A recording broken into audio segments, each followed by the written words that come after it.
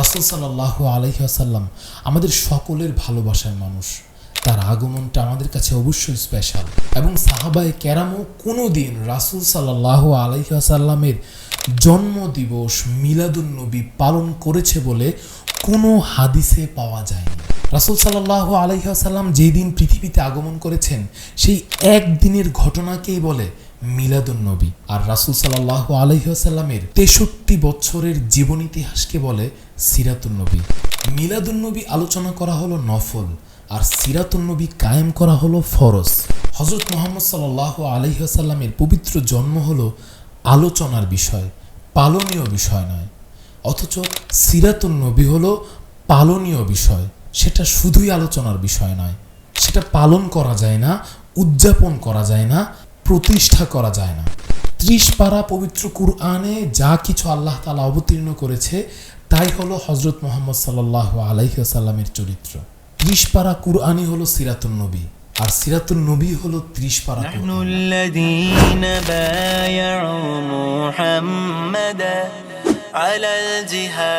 আসসালামু আলাইকুম ওয়া রাহমাতুল্লাহ।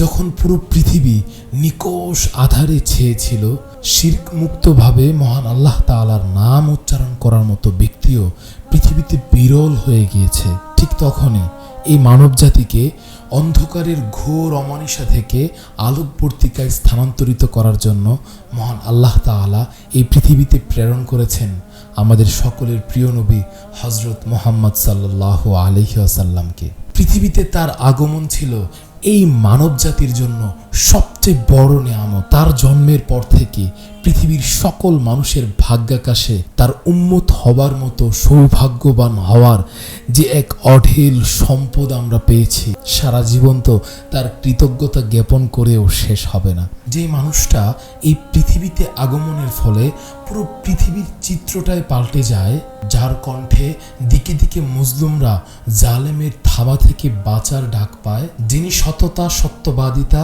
দয়া ও ক্ষমাশীলতা, উদারতা ও দানশীলতা, সহানুভূতি ও মানবিকতা, নম্রতা, বিনয়, সার্বজনীন নেতৃত্ব ও সুবিচার প্রতিষ্ঠায় পৃথিবীর সর্বকালের সর্বশ্রেষ্ঠ মানুষ হয়ে আছেন, এবং যার আদর্শ পৃথিবীর সবচেয়ে বেশি মানুষ সাদরে গ্রহণ করে নিয়েছে, সেই ব্যক্তির পৃথিবীতে আগমনের দিন অবশ্য একজন মুসলমানের কাছে অনেক বড় এবং স্পেশাল একটি দিন। আমরা তো হরহামেশাই কত দিনকে, কত উপলক্ষকে প্রতি বছর স্মৃতির পাতা থেকে কুড়িয়ে এনে আবার স্মৃতিচারণ করি, কিন্তু যার আদর্শে এই গোটা মানব জাতির মুক্তির স্লোগান লেখা আছে, সেই ব্যক্তির পৃথিবীতে আগমনের দিবসটাকে অবশ্যই একটু অন্যরকমভাবে পালন করা চায়।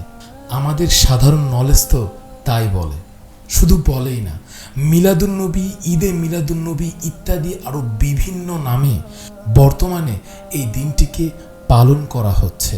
ক্ষতি কি?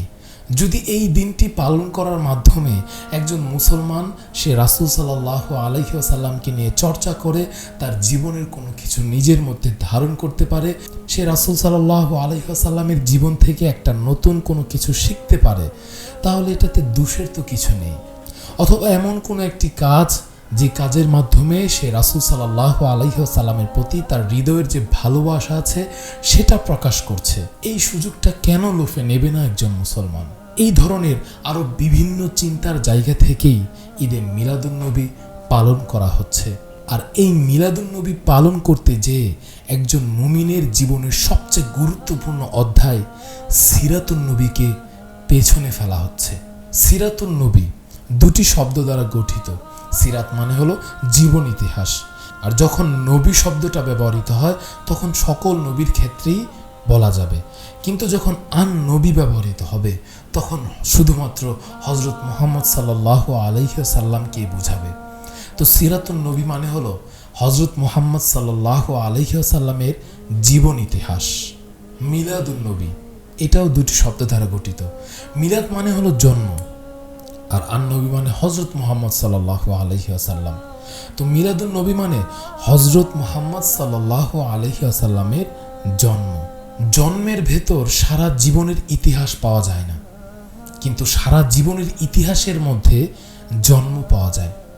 সিরাতুন্নবী এবং মিলাদুন্নবী কিন্তু এক নয়, এর মধ্যে রয়েছে অনেক পার্থক্য। চলুন কয়েকটা পার্থক্য আমরা আলোচনা করি। সিরাতুন্নবীর যত গ্রন্থ লেখা হয়েছে প্রত্যেকটা গ্রন্থ শুরু হয়েছে মিলাদুন্নবী দিয়ে, অর্থাৎ রাসূল সাল্লাল্লাহু আলাইহি ওয়াসাল্লামের জন্ম থেকে নিয়ে মৃত্যু পর্যন্ত এই পুরো ইতিহাসটাকে বলা হয় সিরাতুন্নবী। আর মিলাদুন্নবীর যত গ্রন্থ লেখা আছে তার প্রত্যেকটার মধ্যেই শুধু রাসূল সাল্লাল্লাহু আলাইহি ওয়াসাল্লামের জন্মকেন্দ্রিক যে ঘটনাগুলো আছে সেগুলোর বর্ণনাই আছে, তার সারা জীবনের বর্ণনা নেই। মিলাদুন্নবী হলো রাসূল সাল্লাল্লাহু আলাইহি ওয়াসাল্লামের জন্ম, আর সিরাতুন্নবী হলো রাসূল সাল্লাল্লাহু আলাইহি ওয়াসাল্লামের জীবন ইতিহাস।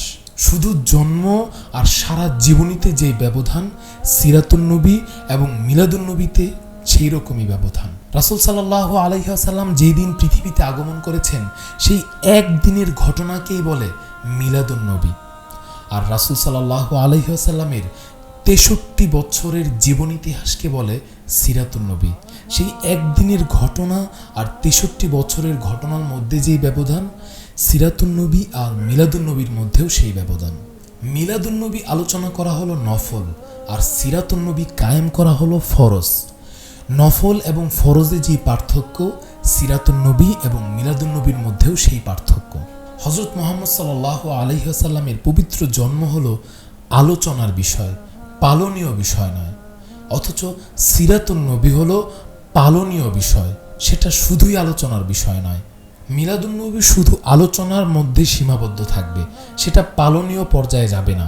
কিন্তু সিরাতুন্নবী সেটা আলোচনাও করতে হবে এবং সেটা ব্যক্তি জীবনে প্রয়োগও করতে হবে। সুতরাং কথায় এবং কাজে যে ব্যবধান, সিরাতুন্নবী এবং মিলাদুন্নবীর মধ্যেও সেই ব্যবধান। রাসূল সাল্লাল্লাহু আলাইহি ওয়াসাল্লামের জন্মকে আরবিতে মিলাদুন্নবী বলে, যেটা শুধুই আলোচনার বিষয়। সেটা পালন করা যায় না, উদযাপন করা যায় না, প্রতিষ্ঠা করা যায় না। এই মিলাদুন্নবী উপলক্ষে আমরা রাসূল সাল্লাল্লাহু আলাইহি ওয়াসাল্লামের সারা জীবনের সব ভালো ভালো কাজগুলো আলোচনা করতে পারি, অথবা আমরা শুধু রাসূল সাল্লাল্লাহু আলাইহি ওয়াসাল্লামের জন্মকেন্দ্রিক যে অলৌকিক ঘটনাগুলো ঘটেছিল, যা অন্য কারোর সাথে ঘটা সম্ভব না, সেই ঘটনাগুলোও আমরা আলোচনা করতে পারি। কারণ মিলাদুন্নবী এটা পুরোটা আলোচনার বিষয়, এটা কায়েম করার বিষয় না। মিলাদুন্নবী রাসূল সাল্লাল্লাহু আলাইহি ওয়াসাল্লামের জন্মের দিন কি কি অলৌকিক ঘটনা ঘটেছিল। মহানবী হযরত মুহাম্মদ সাল্লাল্লাহু আলাইহি ওয়াসাল্লাম খতনাকৃত এবং নারী কাটা অবস্থায় ভূমিষ্ঠ হয়েছিলেন। এভাবে জন্মগ্রহণ করা পৃথিবীতে অন্য কারো বেলায় সম্ভব নয়। মহানবী সাল্লাল্লাহু আলাইহি ওয়াসাল্লামের ভূমিষ্ঠ হবার আলোচনায় মা আমিনা বলেন, আমি কোনো প্রকার কষ্ট ছাড়াই তাকে ভূমিষ্ঠ করেছি। সুবহানাল্লাহ, আপনার আমার জন্ম কি এভাবে হওয়া সম্ভব? মহানবী হযরত মুহাম্মদ সাল্লাল্লাহু আলাইহি ওয়াসাল্লাম ভূমিষ্ঠ হবার সঙ্গে সঙ্গে আল্লাহ তাআলার শুকরিয়া স্বরূপ দোয়া পড়েছিলেন। এটা কি অন্য কারো দ্বারা সম্ভব? মহানবী সাল্লাল্লাহু আলাইহি ওয়াসাল্লামের জন্মের সময় যেই মূর্তিগুলোকে কাবা করে দাঁড় করিয়ে রাখা হয়েছিল সেগুলো আল্লাহ তাআলাকে সেজদা করেছিল। এটা কি অন্য কারো দ্বারা সম্ভব? রাসূল সাল্লাল্লাহু আলাইহি ওয়াসাল্লাম যখন জন্মগ্রহণ করেন তখন পারস্যের 1000 বছরের প্রজ্বলিত অগ্নিকুণ্ড নিভে যায়। এটা কি আপনার আমার জন্মের মাধ্যমে সম্ভব? উল্লিখিত কোনো একটি বিষয়ও পৃথিবীতে আর দ্বিতীয় কোনো মানুষের জন্মের মাধ্যমে সম্ভব নয়। তার মানে কি বোঝা গেল? এটা হলো রাসূল সাল্লাল্লাহু আলাইহি ওয়াসাল্লামের একটি বৈশিষ্ট্য, যেটা পালনীয় নয়, যেটা প্রতিষ্ঠা করা যাবে না, যেটা শুধুই আলোচনা করা যাবে। হাদিসে আছে, হযরত আয়েশা রাদিয়াল্লাহু তাআলা আনহাকে সাহাবায়ে কেরাম জিজ্ঞেস করেছেন হযরত মুহাম্মদ সাল্লাল্লাহু আলাইহি ওয়াসাল্লামের চরিত্র কেমন ছিল। তখন আয়েশা রাদিয়াল্লাহু তাআলা আনহা উত্তরে বলেছেন, 30 পারা পবিত্র কুরআনে যা কিছু আল্লাহ তাআলা অবতীর্ণ করেছে তাই হলো হযরত মুহাম্মদ সাল্লাল্লাহু আলাইহি ওয়াসাল্লামের চরিত্র। 30 পারা কুরআনই হলো সিরাতুন্নবী, আর সিরাতুন্নবী হলো 30 পারা কুরআন। অতএব মিলাদুন্নবীকে পালন করতে গিয়ে সিরাতুন্নবীর মতো একটি ফরজ বিষয়কে অবহেলা বা অবজ্ঞা করা কখনো একজন মুসলমানের দ্বারা কাম্য নয়, যেখানে সিরাতুন্নবী প্রত্যেকটা মুমিনের জীবনে পালন করা ফরজ, প্রত্যেকটা মুমিনের জীবনে বাস্তবায়ন করা ফরজ। আর সবচেয়ে গুরুত্বপূর্ণ বিষয় হলো রাসূল সাল্লাল্লাহু আলাইহি ওয়াসাল্লাম তার এই জন্ম দিবসকে কিভাবে পালন করেছেন। মুসলিম শরীফের এক হাদিসে আছে, রাসূল সাল্লাল্লাহু আলাইহি ওয়াসাল্লাম সপ্তাহের সোমবারে রোজা রাখতেন। তাকে সাহাবায়ে কেরাম জিজ্ঞেস করলেন এই রোজার কারণ সম্পর্কে। তখন তিনি বললেন, দুটি কারণে আমি এই সোমবারে রোজা রাখি। প্রথমত, সোমবার দিন আমার উপর সর্বপ্রথম ওহী অবতীর্ণ হয়েছে, এবং দ্বিতীয়ত, এই সোমবার দিন আমি জন্মগ্রহণ করেছি। কিন্তু রাসূল সাল্লাল্লাহু আলাইহি ওয়াসাল্লাম এই উপলক্ষে সাহাবায়ে কেরামকে তার জীবদ্দশায় কখনোই রোজা রাখার ব্যাপারে উৎসাহ প্রদান করেননি, এবং সাহাবায়ে কেরামও কোনো দিন রাসূল সাল্লাল্লাহু আলাইহি ওয়াসাল্লামের জন্মদিবস মিলাদুন নবী পালন করেছে বলে কোনো হাদিসে পাওয়া যায়নি। রাসূল সাল্লাল্লাহু আলাইহি ওয়াসাল্লাম আমাদের সকলের ভালোবাসার মানুষ, তার আগমনটা আমাদের কাছে অবশ্যই স্পেশাল। কিন্তু তিনি যেভাবে চাননি, তিনি যেভাবে করেননি, তার সবচেয়ে কাছের প্রিয় সাহাবায়ে কেরাম যেভাবে করেননি, সেইভাবে তার এই আগমনের দিনটাকে উদযাপন করা কখনো একজন আশেকে রাসূলের দ্বারা হতে পারে না। আসুন এই দিনটাকে আমরা সিরাতুন নবীর রঙে রাঙিয়ে তুলি, বেশি বেশি সিরাতের আলোচনা করি, এবং সিরাত থেকে প্রত্যেকটা দিন আমার নিজের জীবনে নতুন একটা অধ্যায়কে বাস্তবায়ন করার চেষ্টা করি।